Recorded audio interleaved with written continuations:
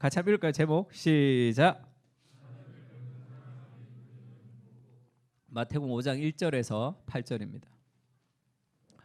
한 절씩 읽을까요? 예수께서 무리를 보시고 산에 올라가 앉으시니 제자들이 나온지라.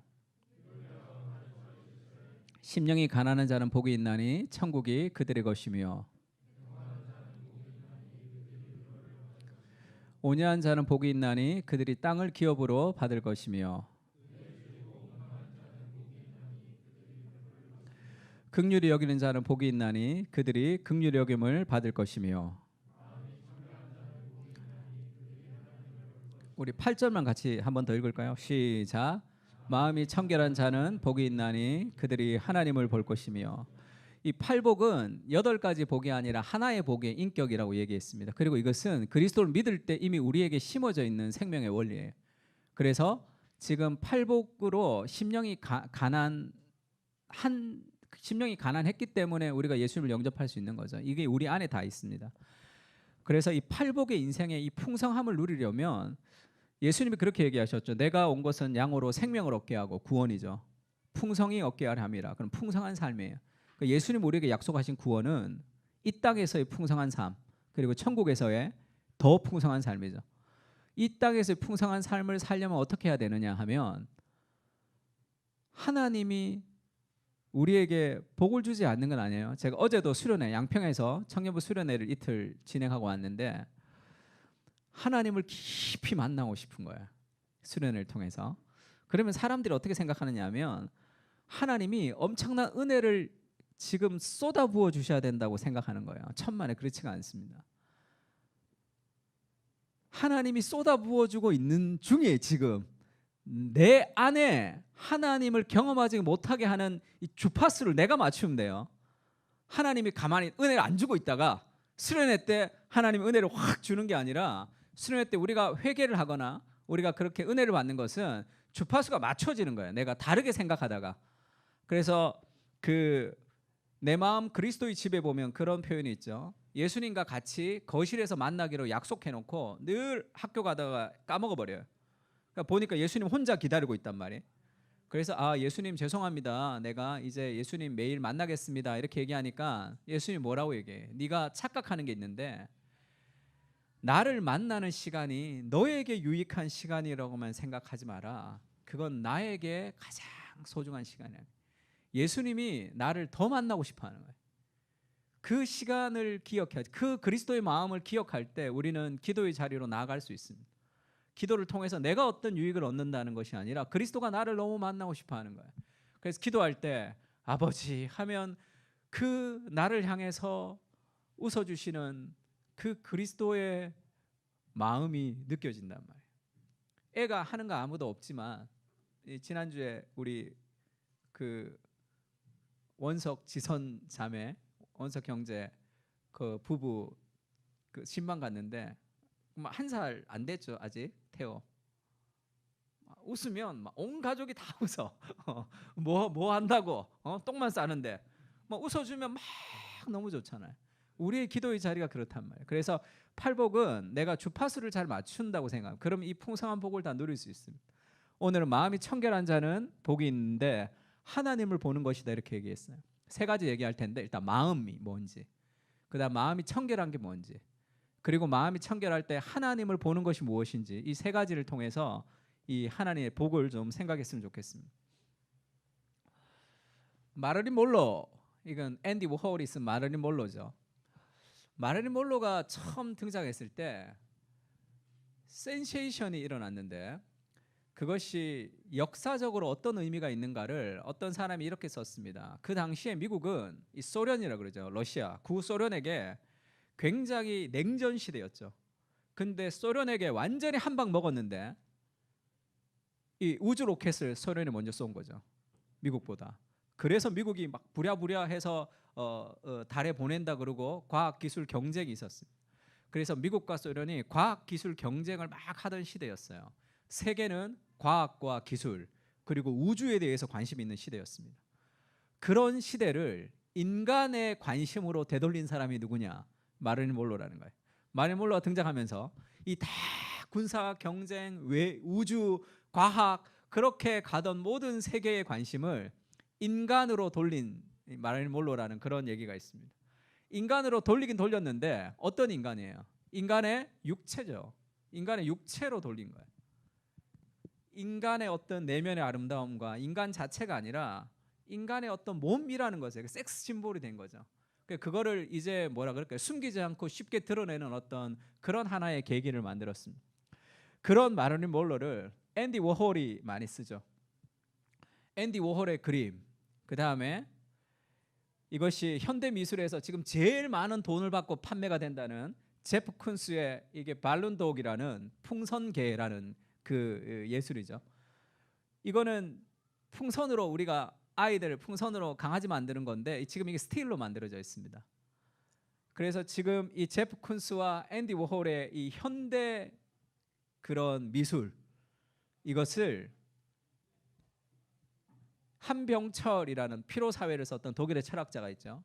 이분이 아름다움의 구원이라는 책에서 그렇게 얘기해요. 지금 제프 쿤스가 현대 미술의 어떤 거장 같은 건데 이 그림에서 보이는 게 뭐냐면 그냥 좋은 것뿐이에요. 그냥 매끄러운 거, 그냥 만지고 싶은 거. 아름다움이라는 것에 대한 깊이가 사라져버린 시대가 됐다는 거죠. 그러니까 오늘날의 사람들은 아름다움, 그 다음에 인간, 그래도 인간의 몸, 그다음 내가 만지는 거, 내가 맛보는 거, 그 정도의 관심을 기울이는 시대가 됐다는 거예요. 그래서 아름다움을 구원해야 된다의 뜻입니다. 이런 얘기를 했습니다. 오늘날 우리는 왜 매끄러움을 아름답다고 느끼는가? 앤디 워홀도 그렇고 지금 제프 쿤스도 아주 매끄럽게 그렇게 만들죠. 그러니까 만지고 싶은.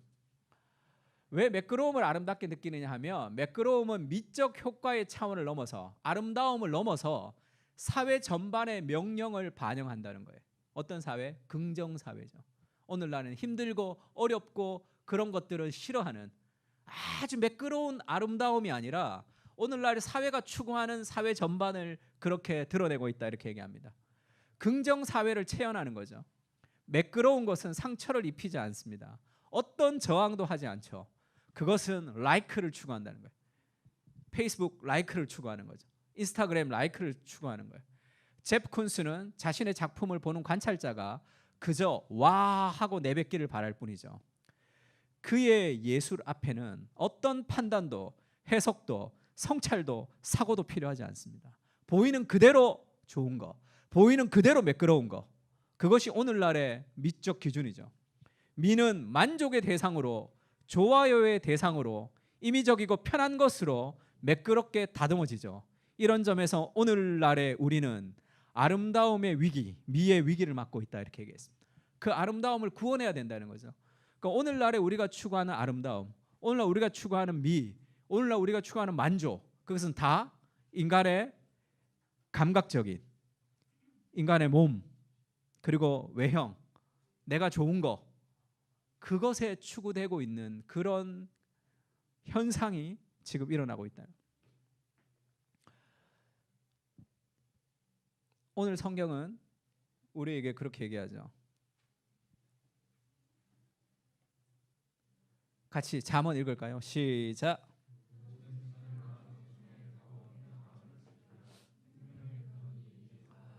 마음이 청결한 자 할 때 성경은 인간의 마음에 굉장히 관심이 있습니다.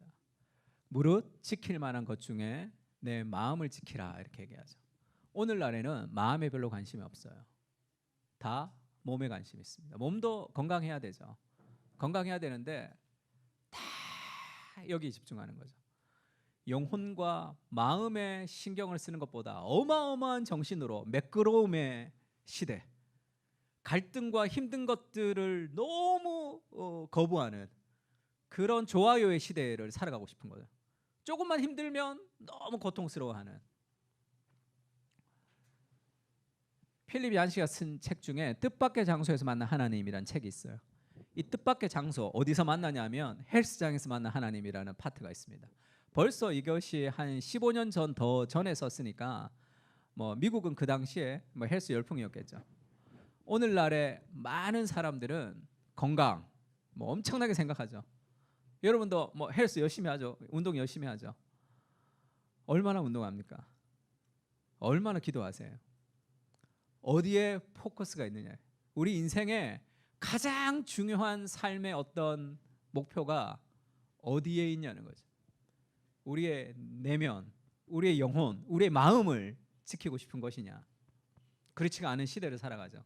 다 우리의 무엇을, 우리의 외형적인 것들 향해서 추구하는 그런 매끄러움의 아름다움에 매료되어 있는 그런 시대를 살아가는 거죠.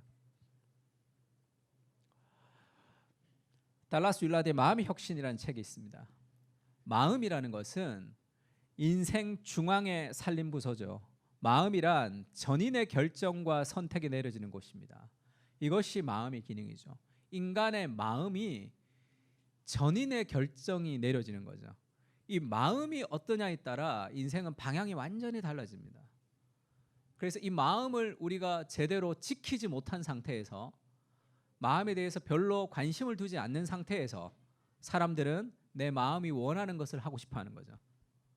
그것이 진정한 복을 누리지 못하는 다른 방향으로 간다. 삶에 있어서 내 마음 자체, 우리가 기도를 통해서 가장 큰 복을 누리는 거, 기도를 깊이 하면서, 기도를 꾸준히 오래 하면서 우리가 가장 크게 느끼는 것은 자기 인식이에요. 하나님 앞에 자기 인식이 새로워집니다. 그러면 기도를 통해서 내가 마음에 원하는 것을 하나님께 받는 것이 아니라, 기도의 가장 큰 정수는 내 마음의 원함 자체가 변화되는 거예요. 마음의 원함이 변화된다고. 그것이 진정한 아름다움을 아름답게 느끼도록 내 마음이 점점 변화된단 말이에요. 그렇지 않으면 좀 좀 무식한 인생을 살아가는 거예요. 미술을 전혀 모르는 사람이 정말 위대한 거장의 작품을 보면서 이건 뭐야, 이거다, 이 액자 얼마야, 그러면 우리가 그 사람이 정말 저 사람 깊이 있다 이런 생각 안 하죠. 그거는 뭘 몰라서 그런 거예요. 그걸 볼 수 있는 눈이 없어서 그런 거예요. 클래식 음악을 들으면서 잠만 온다 이런 사람들은 그 화음 하나하나가 잘 들리지 않는 거예요. 제가 예전에 우리 중국의 형제 왔는데 음악 선생님이죠. 그래서 나는 설교 준비할 때 클래식 들으면서 설교 준비하면 설교 준비가 잘 된다 그랬더니, 목사님 클래식 준비하면 설교 준비가 잘 되는 게 이해가 안 된다는 거야. 왜냐하면 클래식을 들으면 하나하나가 막 꽂힌다는 거야, 여기에. 나는 안 꽂히니까, 그게 흘러가는 배경이니까 공부가 잘 되는 거죠. 자기는 음악에 대해서 조예가 깊으니까 클래식은 풍성한 화음 하나하나가 막 꽂히잖아. 자꾸 들으면 핸델 같은 대위법, 그 정교한 음악의 구성들이 다 꽂힌단 말이에요. 그래서 그 노래 가사 보면 핸델의 바흐의 선율과 같이 하는 그런 먼지가 되어라는 가사도 있죠. 그날 밤에 왜 바흐의 선율을 듣냐면 잠을 못 잔단 말이에요. 그게 꽂히니까. 그래서 그 마음이라는 것은 굉장히 중요해요. 우리의 마음은 인생에서 정말 중요한 거죠. 마음이 변화되면 삶이 변화됩니다. 조난 에드워드가 Religious Affection이라는 책을 썼습니다. 신앙 감정론 이렇게 번역했는데, Religious, 신앙의 affection이란 그것은 감정이라기보다 정감이라고 번역을 했습니다. 인간의 마음에는 쉽게 얘기하면 두 가지가 있는데, 하나는 감정이에요. 그건 이모션이라는 감정입니다. 우리가 지금 기분 나쁘다 좋다 하는 그 마음 가장 깊은 곳에 affection이 있어요. 그거는 애정이라고 얘기할 수도 있고, 제임스 스미스는 욕구라고 표현을 했고, 어거스틴은 그 사랑이라고 표현했습니다. 마음에 가장 깊은 affection이 있어요. 그것은 쉽게 얘기하면 우리의 마음은 어디인가에 기울어져 있는 거예요. 그러니까 그것이 우리 인생의 방향을 결정하는 거예요. 그 어펙션에 따라 삶은 결정이 된단 말이에요.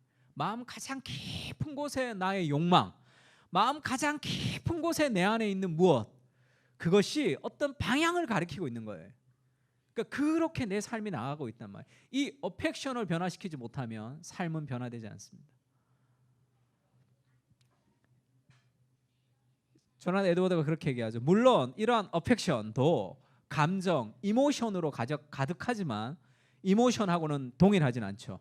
수련회 때 은혜를 받았는데 왜 삶은 변화되지 않습니까? 그건 이모션의 변화예요. 은혜를 받았다고 하는 것이. 정감은 어떤 대상의 아름다움과 탁월함을 감지했을 때 전인으로부터 흘러나오는 성향입니다. 어펙션은 어떤 대상의 아름다움과 탁월함을 바라볼 때 그렇게 되고 싶어하는 삶의 경향성이에요. 우리가 아까 찬양했죠. How wonderful, how beautiful. 아름답고 놀라우신. 우리가 찬양했는데 정말 하나님과 그리스도의 아름다움이 내 마음 깊은 곳에 어펙션을 건드리면 우리는 그 삶의 성향이 그렇게 닮아갑니다. 내가 그렇게 되고 싶은 거예요. 내가 예수님처럼 되고 싶다. 내가 팔복의 인생을 살고 싶은 마음에 강한 소원이, 그런 아름다운 삶의 소원이 막 생긴단 말이에요. 다른 삶의 소원이 있다면 우리 안에 어펙션을 건드리는 다른 아름다움이 우리에게 있는 거예요. 하나님을 사랑하지만 더 사랑하는 대상이 있는 거죠. 그래서 마음의 이 기울어짐, 마음의 방향은 굉장히 중요합니다. 이것에 대해서 생각하지 않고 있다면 마음은 이렇게 방향이 기울어져 있는데 이것을 변화시키지 않고 계속 기도하는 거죠.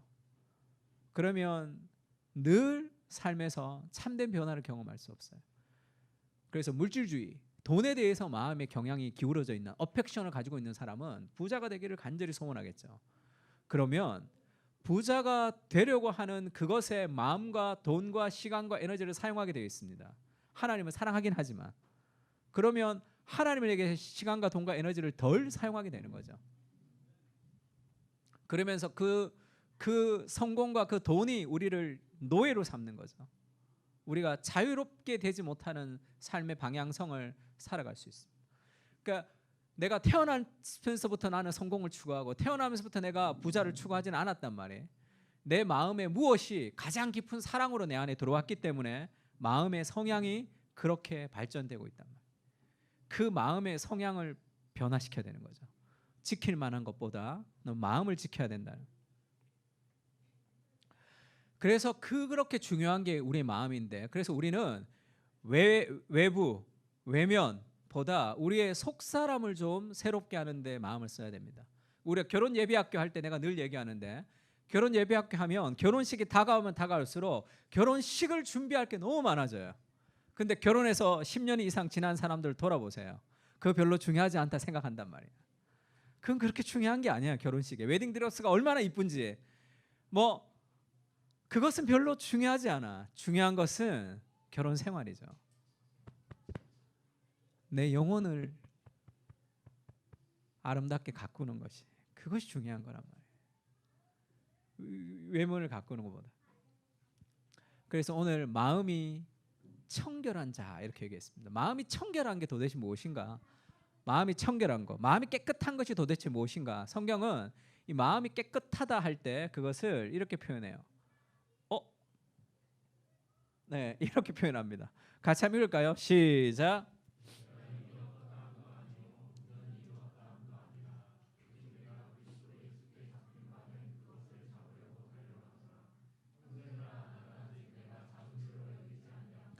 오직 한 일, 즉 뒤에 있는 것은 잊어버리고 앞에 있는 것을 잡으려고 표대를 향하여 그리스도 예수 안에서 하나님 위에서 부르신 부름의 상을 위하여 달려가노라.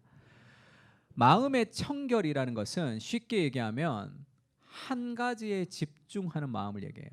마음의 정결이라는 것은 하나를 집중하는 마음입니다. 쉽게 얘기하면 하나님을 가장 사랑하는 마음이에요. 그러면 나머지가 다 질서가 잡힙니다. 사도 바울이 그렇게 얘기하죠.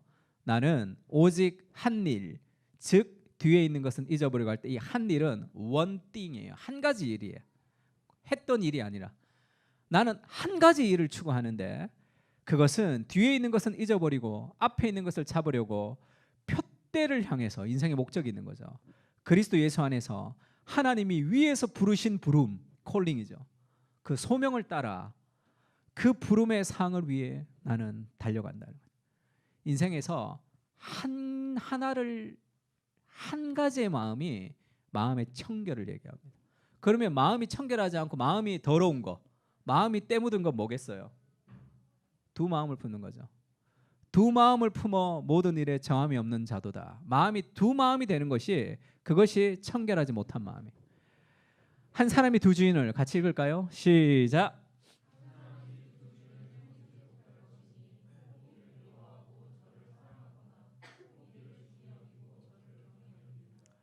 너희가 하나님과 재물을 겸하여 섬기지 못하느니라. 한 사람이 두 주인을 섬기지 못하는 거예요. 하나님과 재물을 겸하여 섬기지 못한다는 것은 재물이 하나님보다 더 위에 있으면 안 된다는 거예요. 하나님이 더 위에 있으면 재물을 관리할 수 있는 거죠. 두 마음은 더러운 마음이라 얘기합니다. 예전에 그 홀마크라고 그 미국에 있는 카드 회사 있죠. 이 크리스마스 카드를 하는데 문구가 있어요. 크리스마스의 문구가 있는데 엄청나게 많이 팔렸던 크리스마스 문구 중에 이런 문구가 있었다고 합니다. 제가 들었어요. 근데 찾아봐도 찾지를 못했어. 검색을 찾지를 못해서 정말인지는 정확하지는 모르겠는데 크리스마스 카드 문구 중에 그런 문구가 있었대요. 나는 가족들과 함께 있지만 언제나 당신을 생각합니다. 라는 크리스마스 카드 문구가 있었다는 거예요. 어마어마하게 팔렸다는 거야. 나는 가족들과 함께 있지만 내 마음은 언제나 당신에게 있습니다. 크리스마스 가족들과 함께 있긴 있어야 되고 마음은 딴 남자 딴 여자한테 있는 거죠. 그러니까 그 사람을 외로워하지 않도록 크리스마스 카드를 그 집에 보내는 거죠.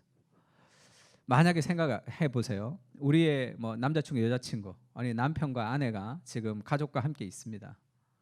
근데 카드를 어떤 남자 어떤 여자한테 그 카드를 보냈어요. 그리고 나서 크리스마스 날 모닥불 밑에 앉아서 나한테 그렇게 얘기하는 거예요.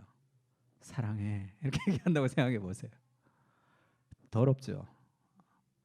두 마음이 그렇게 더러운 마음이란 말이에요. 만약에 그렇다면 기분이 어떨 것 같아요? 너무 화가 나겠죠. 근데 그게 우리의 마음이라는 것을 좀 기억해야 돼요.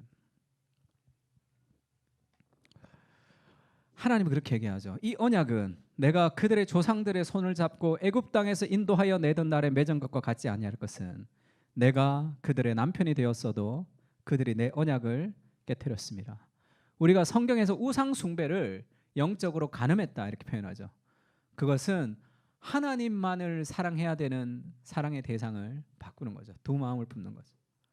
하나님도 사랑하고 다른 것도 사랑하고 다른 것들이 우리 삶에 더 우선순위가 되어 있는 경우도 많습니다.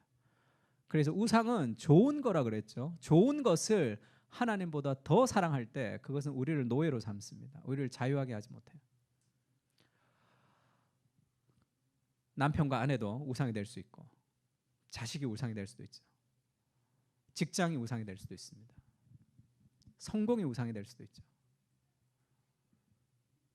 요즘은 워라벨이 우상이 되지 않나 그런 생각을 좀 해요. 그 부자 강의 같은 거 들어보면 그 강의하는 사람들 나와서 뭐 부자들 1000명을 만나보니까 내가 깨달았던 사실이 있습니다. 이런 거 있죠. 유튜브에 보면. 제가 하나 봤는데 참 재밌는 걸 재미있게 얘기하더라고요. 당신은 왜 부자가 못 되는지 압니까? 워라벨을 젊었을 때 추구해서 그렇다는 거예요. 인생에 젊었을 때 워라벨을 추구하는 사람 치고 제대로 된 사람이 있느냐? 열심히 좀 일해야 될 때 일하지 않는다. 뭐 그런 얘기를 하던데. 자기 자신을 너무 소중히 여기는 그것도 삶의 우상이네. 그러니까 무리하지 못하는 거죠. 내가 모험하지 못하고 도전하지 못하는 경우도 있습니다. 마음의 청결이라는 것은 한 마음, 하나님을 향한 마음을 간절히 가지는 거예요. 그때 다른 것보다 더 많은 것들을 행할 수 있습니다. 우선순위의 문제라는 거죠. 화 있을진저 외식하는 서기관과 바리새인들이요. 이 사람들이 왜 외식하냐 하면 이 사람들 예배를 매주 드렸죠. 매주가 무슨 매주예요? 매주 금식했습니다. 헌금 철저히 했죠. 정말 열심히 교회 생활을 했는데 화 있을진다 외식한다 그러죠. 밖을 꾸미는 거예요. 장과 대접의 겉은 깨끗하되 그 안에 탐욕과 방탕으로 가득하게 하는도다. 눈먼 바리새인이여 너는 먼저 안을 깨끗이 하라. 그래야 하면 겉도 깨끗하리라. 성경은 인사이드 아웃을 얘기해. 우리의 내면으로부터 외부가 바뀌는 거예요. 나의 내면이 바뀌지 못하면 우리의 외형을 통해서 내면이 바뀌는 것이 아니라 내 마음 깊은 곳에 그리스도의 은혜가 심어지면 하나님의 말씀에 순종하는 사람으로 흘러나오는 겁니다. 화 있을진저 외식하는 서기관과 바리새인들이여 회칠한 무덤 같으니 겉으로는 아름답게 보이나 그 안에는 죽은 사람의 뼈와 모든 더러운 것이 가득하도다. 무덤을 이 평토장을 했는데 이 땅에 이 무덤이라는 것을 표시하기 위해서 이 회치를 했단 말이에요.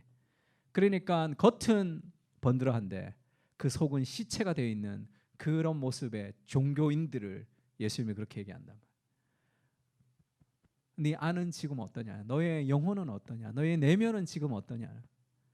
근데 겉으로만 무언가를 추구하면서 살아가는 그 모습, 그것이 마음에 더러움이 있는, 마음에 불결한 그런 영적인 간음 상태라는 거죠.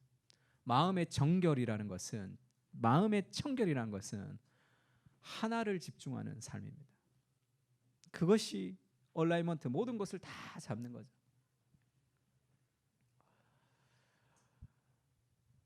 사도행전에 보면 그 사도 바울을 구원하고 나서 하나님이 그렇게 얘기한 장면이 있어요. 그 눈을 뜨게 하여 어둠에서 빛으로 사탄의 권세에서 하나님께로 돌아오게 하고, 이렇게 얘기합니다. 눈을 떠서 어둠에서 빛으로, 사탄의 권세는 어둠이에요. 이 빛이라는 것이 뭐냐면 뭐겠어요? 하나님을 아는 삶의 지식을 얘기합니다. 하나님을 가장 사랑하려면 어떻게 해야 돼요? 하나님을 알아야 되잖아요. 하나님을 알지 못하고 어떻게 하나님을 사랑합니까? 그래서 마음의 청결함이 없는 두 마음의 핵심은 무지예요. 영적인 무지입니다. 하나님을 잘 몰라요. 그래서 삶이 더 피폐해진다. 눈을 떠서 하나님께 돌아오는, 그래서 하나님을 알아가는 삶의 지식이 필요하죠. 그래야지 마음의 소원을 이룰 거 아니에요. 제가 이번 주에 이게 1년 전에 거던데, 우리 진남 쌤이 그 간증했던 간증을 보고 정말 도전을 받았어요. 이분 제가 처음 이렇게 나왔을 때 목소리가 좀 이렇게 이상해서 뭐 그랬어요 뭐 이래서 목소리가 이상해서 조금 듣기가 힘들다 이랬는데, 지금은 뭐 이 목소리 너무 좋아합니다. 이분이 디자이너였어요. 미국에 가서 백화점에 10개, 백화점 7개, 10개의 스토어 매장을 운영하고 있었어요. 그러니까 어마어마한 부자였죠. 한 달에 자기 옷값으로 1억을 썼답니다. 패션 업계에 종사하니까. 너무 돈이 많으면서 너무 잘 되고 아기 낳고 아기도 잘 키우고, 그래서 아기를 잘 키우고 싶어가지고 모유를 수호했는데, 아기는 LA에 있고 자기는 뉴욕에 있으면 모유를 수축해서 비행기로 보냈대. 돈이 있으니까. 그러니까 비행기에서 받아서 아이를 먹일 정도로 자기는 살림도 잘했고 아이도 잘 키우고 그러면서도 경영도 잘했다. 그러니까 너무 돈이 많아서 하나님이 계신가 보다 해서 하나님을 신뢰했다. 하나님을 믿었다는 거예요. 근데 누가 그렇게 얘기를 했어요. 야, 당신 나라 대단하다 코리아. 어떻게 6.25가 일어났는데 이렇게 몇 년 안에 이렇게 발전했냐. 근데 왜 너네는 그렇게 발전하고 실력 있는 나라인데 왜 루이비통이나 그런 뺏기는 짝퉁만 만드냐, 이런 얘기를 하더래. 왜 너네 브랜드가 없냐는 거야. 왜 남의 나라 브랜드를 그렇게 좋아하느냐. 자기가 디자이너니까 또 엄청나게 돈을 벌었으니까 사명감을 느낀 거예요. 아, 이건 내 일이구나. 하나님이 내게 주신 일이구나. 이 브랜드를 통해서 우리나라에 세계적으로 알려야 되겠다 해서 다 정리해버리고 한국으로 들어온 거예요. 그러면서 자신이 있었대. 왜냐하면 하나님 없을 때도 내가 어마어마한 부를 이뤘는데 하나님 계신데 이게 왜 안 되겠냐 싶어서 한국에 왔단 말이에요. 완전 다 망했습니다. 쫄딱 망했어요. 거의 뭐 아파트 월세 낼 게 없고 애들 학교 보낼 돈이 없어서 힘들 정도로 완전히 망한 거죠. 그때 하나님이 자신을 연단시키는 기간이었다, 이렇게 얘기해요. 그때도 너무 힘들었지만 그것은 자기 인생의 축복의 시간이었다. 그래서 성경을 읽기 시작해. 성경. 지금은 압구정에 매장이 또 있죠. 지금 CEO, 또 가방 디자이너 CEO며 식품 회사도 하나 만들었습니다. 성경 15분짜리 성경 찍기, 진남쌤 성경 공부라고 찍어요. 15분짜리. 그 15분을 찍는데 매일 8시간씩 성경 연구한다 그래요. 매일 아침 일어나서 기도하고 매일 8시간 성경 연구해서 15분 찍는다 그래요. 남는 시간에 경영한다. 그 어떻게 그럴 수 있냐? 이 사람한테 그게 너무 쉬운 거예요. 우선순위를 정하면 된다. 나는 경영하기 위해서 사는 사람이 아니죠. 그래서 IMF 때도 지금 이 매출이 안 나가죠. 사람이 안 오니까. 그래도 아르바이트생까지 안 자른다 우리는. 왜냐하면 내가 완전히 돈도 없어 봤는데 이 정도는 그렇게 안 힘들다. 그렇게 사람들 다 하고 그러니까 남으니까 뭐 했어요? 라이프 스타일 찍고 그다음에 뭐 하고 그러면서 갈비를 자기 아이들 클 때 잘 못 먹였으니까 돈이 없어서 보육원 아이들이 2,500원 정도 된대요. 그 식대가. 그러니까 보육원 아이들 갈비를 좀 먹이고 싶다 해서 이 공구를 했답니다. 공구. 우리 이게 공동 구매해서 이 남는 수익금은 보육원 아이들한테 먹이겠습니다 했더니 왜 너만 하느냐 해서 사람들이 후원금을 냈대요. 갈비도 사고. 그게 1억 1,500이 1억 1천 정도 들어왔어요. 7,500을 자기 회사에서 내고 그 남은 돈 가지고 지금 보육원 아이들 뭐 먹이는 그걸 시작하다가 식품회사 사장이 된 거예요. 그냥 그거를 운영해서 식품회사 사장이 돼서 그걸 운영해서 돈 많이 벌어서 또 전국에 있는 보육원 아이들 다 먹이고 싶다. 잘 먹이고 철마다 좋은 걸 먹이고 싶은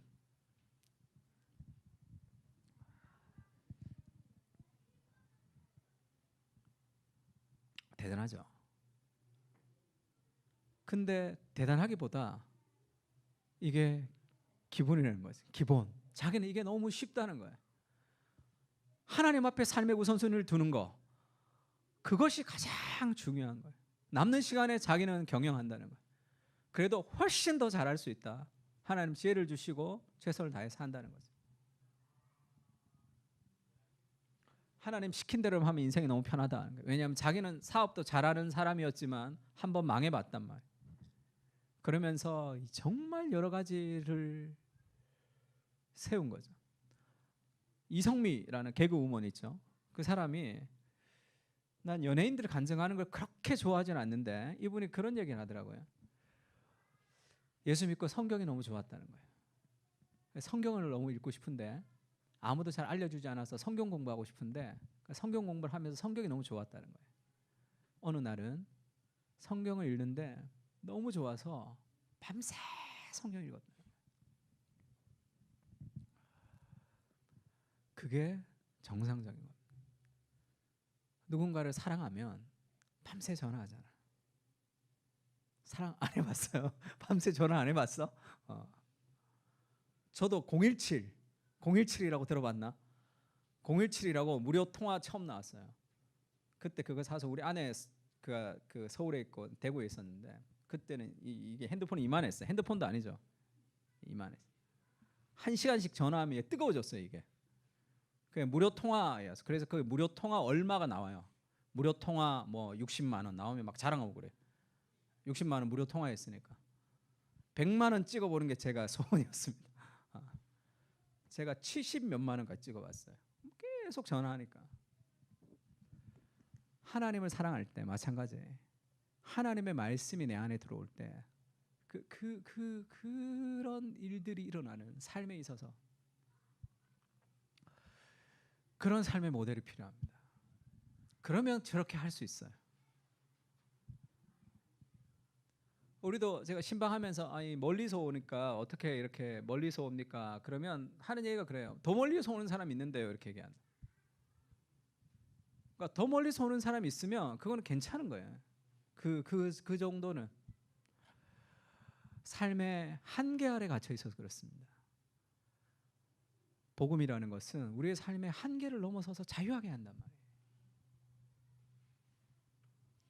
늘 그럴 수 없지만 이렇게 너무 워라밸에 갇혀 있는 거 아닌가 그런 생각 들 때가 있습니다. 이 사진 제가 참 좋아하는 사진인데 옛날에 이런 아줌마들 많았죠. 지금 이 애는 누구 애 같아? 이 애는 이 집에 애인 것 같은 느낌 들죠. 말은 하지 않지만 하나는 덜쳐 없고 하나는 저기 놔두고 이 성경책 달아 없어진 거 보세요. 저렇게 기도하는 삶의 간절함이 있습니다. 매끄러움의 아름다움에 매료된 시대에는 저것은 힘든 일이죠. 왜냐하면 무리를 해야 되는 일이니까. 평양 대부흥 운동에 그 선교사가 쓴 글을 보면 어떤 아줌마가 평양 대부흥 그 집회에 참석하기 위해서 왔는데 애 한 3-4명을 데리고 이 짐을 이만큼 지고 걸어서 왔다는 거예요.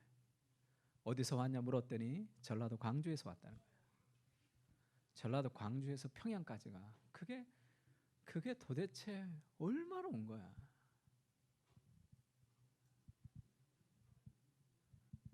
그것이 복음이 우리에게 주는 삶의 어떤 야성이죠. 뭐라 그럴까, 삶의 한계를 좀 깨트려버리는 그런 마음의 정결함이 그 삶에서 능력이 나타나는 거죠. 너무 마음이 부유한 거 아닌가 그런 생각이 있습니다.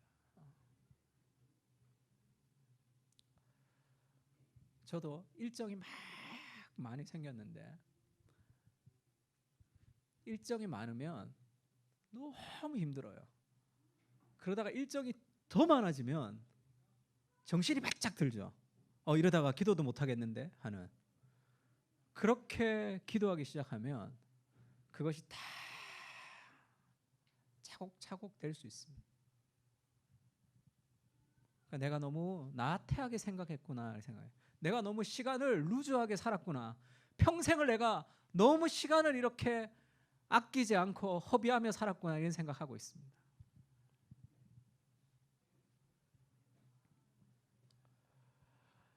사사기에 이런 말씀이 있죠. 유다가 또 가사 및 그 지역과 아스글론 및 그 지역과 에글론 및 그 지역을 점령하였고 여호와께서 유다와 함께 계셨으므로 그가 산지의 주민을 쫓아내었으나 골짜기의 주민들은 철병거가 있으므로 그들을 쫓아내지 못하였다. 골짜기 주민들은 철병거가 있어서 쫓아내지 못한 거예요. 하나님의 약속이 있는데 쫓아내지 못했어요. 왜죠? 하나님, 철병거가 있는데요. 그거는 안 되는데요. 그거는 힘든데요. 내 삶의 한계 아래 갇혀 있는 거죠. 우리가 보기에도 우리가 메뚜기 같았다 그렇게 생각하는 메뚜기 정신이 있는 거예요. 팀켈러가 사사기에서 그렇게 얘기했습니다. 하나님은 그분의 백성들이 용기와 영성을 함께 가지시기를 원하신다. 참된 제자조는 위험을 감수하죠.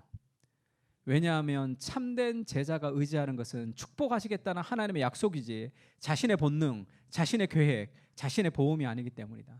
하나님의 그 약속을 붙들고 가는 거예요. 환경을 뚫는 거죠. 하나님의 그 약속이 내가 처해 있는 수많은 현실들을 뚫어내는 복음의 능력이 되어야 된다. 그렇지 않고 어떻게 환경을 극복하며 살아갈 수 있습니까? 참된 제자도는 위험을 감수해요. 용기가 있습니다. 그것이 우리에게 좀 필요한 거죠.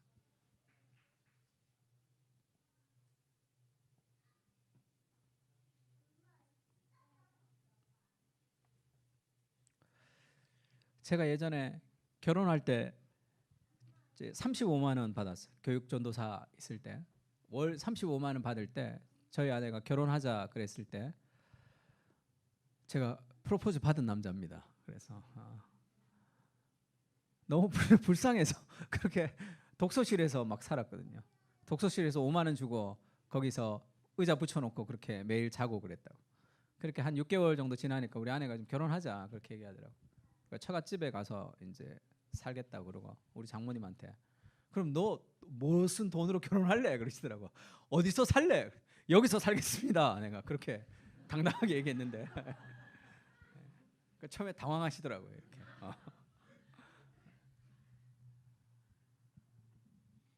돈이 없으니까 남자가 위축되잖아요. 기도하는데 하나님이 그렇게 말씀해 주셨어요.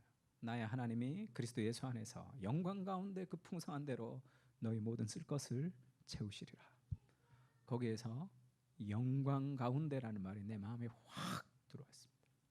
그건 영광스러운 방식으로라는 뜻이 있어요. 내가 여기저기 돈 구걸하러 다니지 않아도 되겠구나.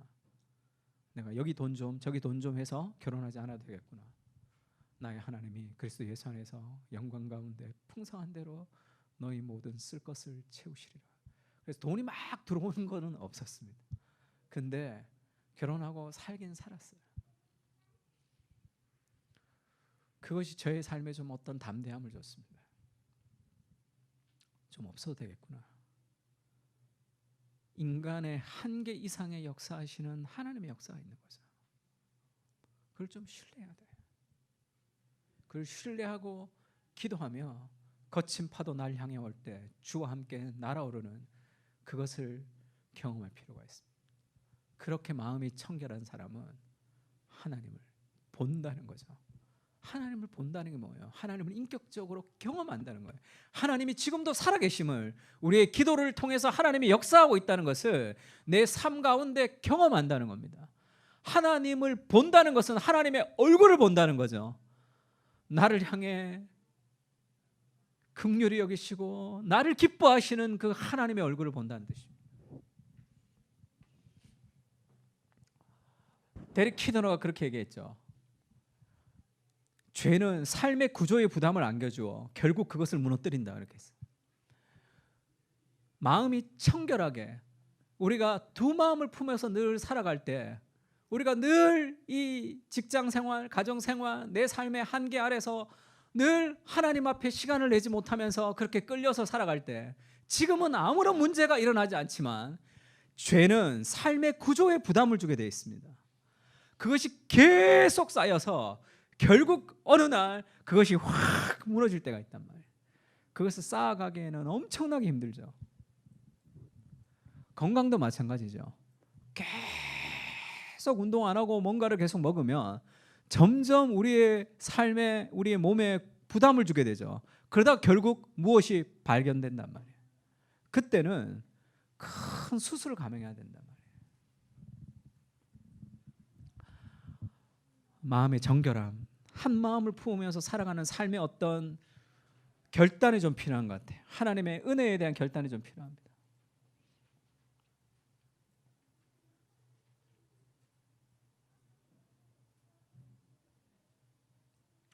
마지막으로 같이 읽을게요. 시편 16편 11절입니다. 시작.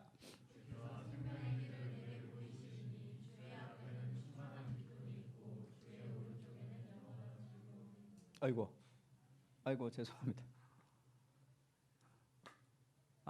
나오지는 않는데, 주의 앞에는 충만한 기쁨이 있고 주님의 오른편에는 영원한 즐거움이 있다는 거예요. 우리가 하나님을 향해서 나아갈 때 가지는 그 삶의 그 기쁨을 좀 누려야 된다. 그 영원한 즐거움. 우리가 믿음의 선한 싸움을 싸우고 할 때 그 선한 싸움을 발음이 안 되는데, 싸움을 게리 토마스가 뷰티풀 파이트라는 책을 썼어요. 그건 아름다움의 싸움이다, 이렇게 얘기했어요. 주님의 앞에 있는 영원한 기쁨, 그 영원한 즐거움을 맛볼 때 우리는 다른 것들에 대해서 마음을 사용하지 않습니다. 야, 딴 데 마음 쓰지 마. 나만 사랑해. 너무 좋은데 그런 것이 아니라, 그것이 잘못된 길이죠. 가장 큰 즐거움, 우리 영혼을 만족시키는 그 즐거움이 그리스도 안에 있단 말이에요. 그거를 주고 싶은 거죠. 그걸 주고 싶단 말이에요.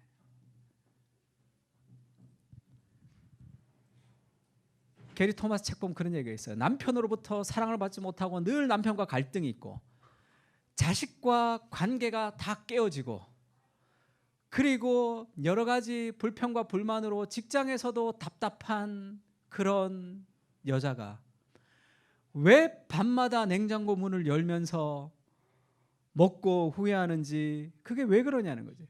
그걸 먹지 않겠다로 되는 것이 아니라는 거죠. 그 즐거움이 아닌 또 다른 즐거움이 있어야지 그것을 상쇄시키는 거죠. 제가 지금 2kg 빠졌는데 한 3주 정도 됐습니다. 당뇨약을 끊었어요. 그리고 저녁은 5시에 견과류 하나 먹습니다. 그래서 5시부터 아침 6시 반에 아침 식사할 때까지 12시간 이상을 공복으로 비우는 거죠. 그게 건강에 제일 좋다. 모든 걸 내가 다 뒤져봤더니 그렇더라고. 그럼 배가 너무 고프죠. 8시, 9시, 11시 그냥 막 배에서 꼬르륵 소리가 막 난단 말이에요. 그때가 간이 회복되는 시간이죠. 혈관이 좋아지는 시간입니다. 왜냐하면 늘 먹으니까 쉬질 못하는 거죠. 그래서 삶이 피곤한 거야. 내장도 좀 쉬어야 되잖아. 근데 뭐 밤에 치킨 먹고 이러니까 밤새 일하고 아침에 또 일하고 그러니까 지금 힘든 거 아니에요? 그래서 12시간 이상 공복으로 비워줄 때 건강이 회복된단 말이에요. 그러고 나서 아침에 혈당을 재면 훨씬 좋죠.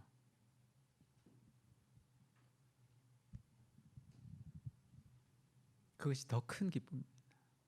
더 건강하고 더 큰 기쁨이라. 밤늦게 막 먹는 즐거움도 있겠지만 그것은 우리의 건강을 무너뜨리는 즐거움이겠죠. 더 큰 기쁨이 덜 큰 기쁨을 막는 거죠. 그래서 왜 밤에 먹고 싶은 욕구들이 많죠. 왜 안 먹습니까? 이것이 내 간이 좋아지고 있구나 생각하는 거예요. 아, 혈관이 좋아지고 있구나. 그래서 내가 더 건강하게 여러분과 사람들을 위해서 사역해야 되겠구나 생각하고 있습니다. 그것이 더 큰 즐거움이죠.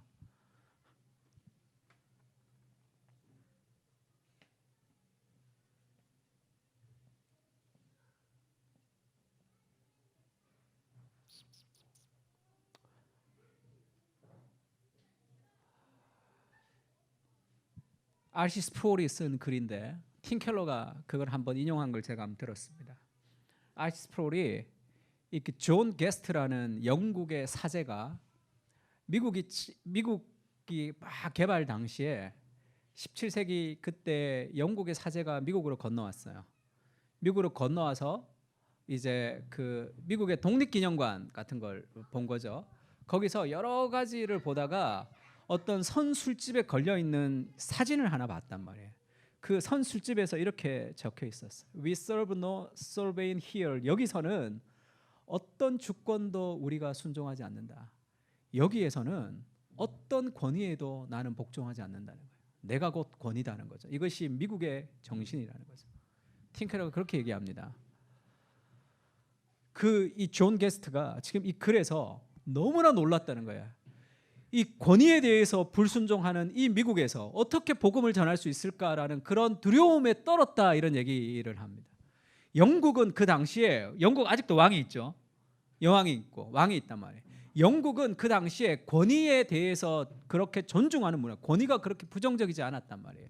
아시아도 마찬가지죠. 동양도 권위에 대해서 그렇게 부정적이 않았습니다. 전 세계적으로 권위를 박탈시키는 이것은 미국에서 수출한 거죠. 여기에서 우리는 그 어떤 권위에도 복종하지 않는 그런 자신 있고 당당한 것 같은 그런 삶을 추구하는 거죠. 오늘날의 우리의 모습입니다. 절대 그렇게 돼서는 안 돼요. 우리는 그리스도에게 온전히 순종해야 됩니다. 왜 그런지 알아요? 이 정신이 오늘날의 영성이다. 팅켈러가 그렇게 얘기하면서 그렇게 얘기해요. 하나님의 권위에 복종하지 않으면 you will serve something. 당신은 다른 어떤 것에 무릎을 꿇고 복종하게 되어 있기 때문에 그렇습니다. 정말 하나님 앞에 그렇게까지 나는 헌신하고 싶지 않은 삶. 그러면 내가 다른 무엇에 이미 헌신하고 있는 거예요. 다른 무엇의 노예가 되어서 내가 그것을 하나님으로 섬기며 살아가고 있는 삶이라는 것을 좀 기억할 필요가 있습니다. 만일 우리가 하나님의 주권에 복종하지 않는다면 우리는 결국 다른 것에 복종하게 되어 있는 거죠. 그래서 하나님이 우리를 복종시키기 위해서 우리를 무력으로 꿀리지 않잖아요. 그러면 쉬운데 우리를 무력으로 꿀려서 야 너 나한테 복종해. 그래가지고 결국은 하나님께 복종했더니 이것이 맞군요. 이렇게 하나님 우리를 인도하는 것이 아니라 자기 자신이 죽음으로 그리스도의 은혜와 사랑을 부어주셔서 누구의 말이 더 진리인지 그것이 너의 인생에 참된 행복을 주는 것이냐. 성공과 돈은 나를 위해서 절대 어떤 희생도 하지 않는단 말이에요. 내가 희생하며 섬기도록. 그래서 내가 거기에 도달하지 못하면 가차없이 나를 버린다고. 그것이 우리의 신이 될 수 없죠. 누가 너를 위해서 희생하느냐? 누가 너를 위해서 섬기는 어떤 누구의 말이 진리인지를 그리스도께서 자신의 희생으로 보여주는 거죠. 그리스도에게 복종하는 거. 그가 목숨을 버리시면서 우리에게 얘기하셨던 그 하나님의 사랑이죠. 아까 은혜로다 찬양했죠. 한량없이 풍성하신 주의 은혜를 찬양한단 말이에요. 그리스도의 죽음이 그 풍성한 은혜가 있습니다. 그것을 생각하면 우리의 삶이 이 정도밖에 하나님밖에 내어줄 수 없습니다. 그 은혜에 비해서 그것은 너무 초라할 수도 있어요. 그 풍성한 은혜를 좀 생각할 필요가 있습니다. 마음이 청결한 자는 하나님을 보는 그 어마어마한 복을 누리는 거죠. 그때 우리의 삶에 완전한 자유와 기쁨을 누릴 수가 있습니다. 은혜로도 한번 찬양할까요? 은혜로도 한번 찬양을 좀 했으면 좋겠는데, 지금 우리 주 예수 그리스도의 은혜와 하나님 아버지의 무한하신 사랑과 성령님의 교통하시는 은사가 마음을 청결하게 하며 하나님을 간절히 보기를 소원하며 그 복을 누리고 동행하며 그 충만하심을 통해 수많은 삶의 환경을 극복하며 나아가기를 다짐하고 돌아가는 사랑하는 그 사랑교회 교인들 머리 위에 이제로부터 영원까지 함께 계실지어다.